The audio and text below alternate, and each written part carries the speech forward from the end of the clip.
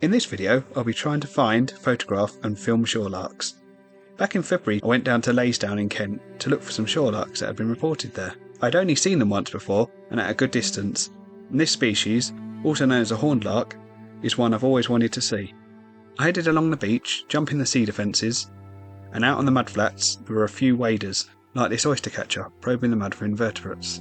But then I saw a flock of small birds. It was the shorelarks. I prioritised getting stills to start with.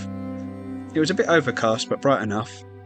I've got some nice close-in shots of one picking at some seeds.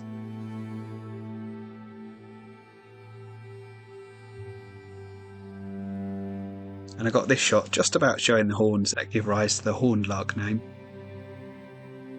One stepped into a clearer area for some full body shots with a nice background, and I put the camera on the ground to get some ground level out of focus foreground photos too. The flock took off and I lost them. I had a good look around on the beach but could only find this couple of turnstones.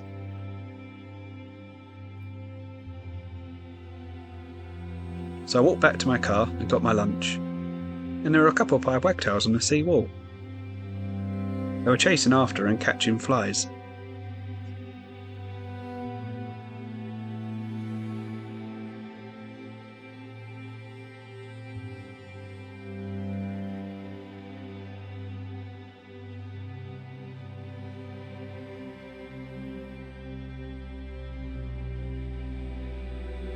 I headed back to the beach, where I teamed up with a group of birders and we managed to relocate the shorelarks. They were on the large area of grass behind the sea wall. Then they jumped onto the gravel path, so I got some more shots of them there.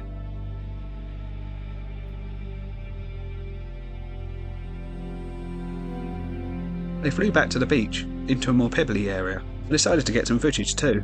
Back then I was still using my GH5, as I didn't have my GH6. So I was filming mostly at 60 frames per second in 4K. They're not the easiest subject to follow, rarely stopping as I walk between the stones and debris found on the strand line. But after some persistence, I got some shots of them as they pecked through the seeds on the beach. I also got some footage in HD at 180 frames per second, which I've slowed down here.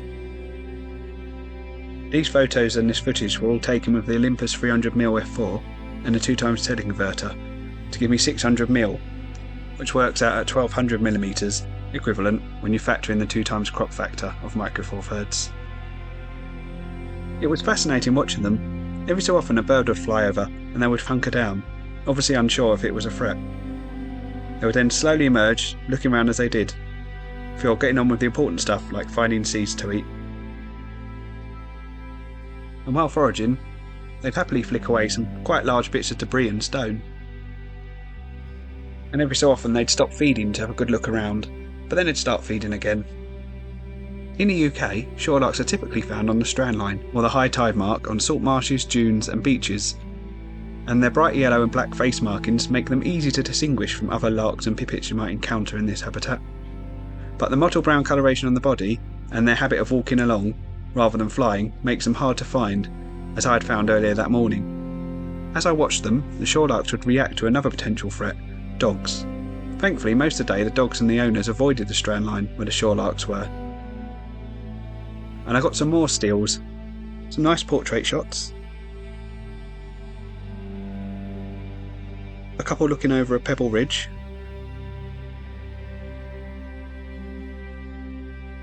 some shots among the plants and debris, and this nice close-up. And I particularly like this one, hiding among the pebbles. I then concentrated on getting some better footage of them as they searched for food among the stones and debris, which they would sometimes fling away with their beaks. Their diet mostly consists of grass seeds they find as they forage using this method.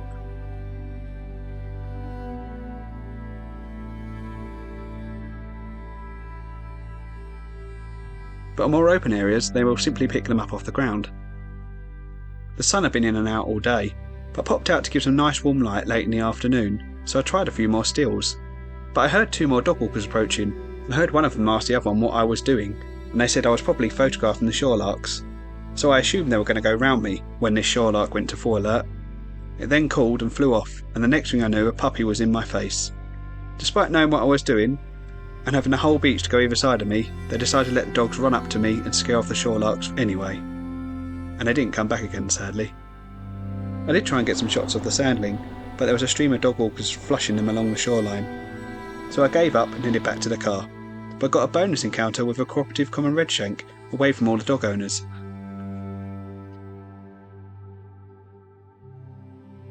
It was a good day overall, despite the best efforts of a couple of dog owners at the end, and if I compare my shots to one I took nearly a decade ago, I think it's fair to say there was a slight improvement from my shorelark photos.